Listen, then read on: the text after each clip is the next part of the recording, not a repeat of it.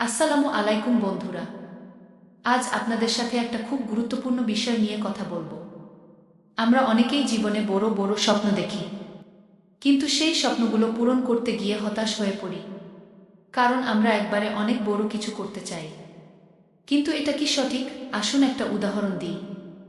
ধরুন আপনি একজন ছাত্র, আপনার লক্ষ্য পরীক্ষায় ভালো ফলাফল করা। কিন্তু আপনি যদি শুরুতেই ভাবেন যে একদিনে পুরো সিলেবাস শেষ করবেন, তাহলে কি সম্ভব হবে? নিশ্চয়ই না। তাই আমার পরামর্শ হলো, ছোট ছোট লক্ষ্য নির্ধারণ করুন।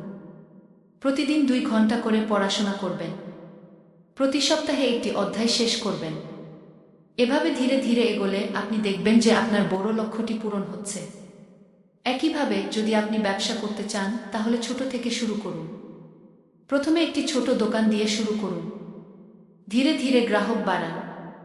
পরে আস্তে আস্তে ব্যবসা বড় করুন। মনে রাখবেন, রোম একদিনে তৈরি হয়নি।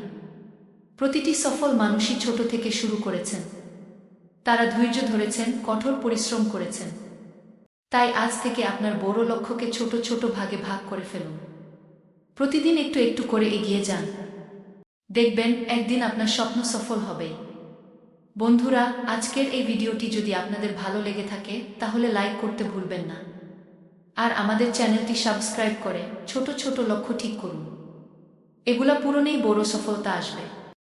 নতুন নতুন ভিডিওর আপডেট পেতে চ্যানেলটি সাবস্ক্রাইব করুন। আল্লাহ হাফেজ।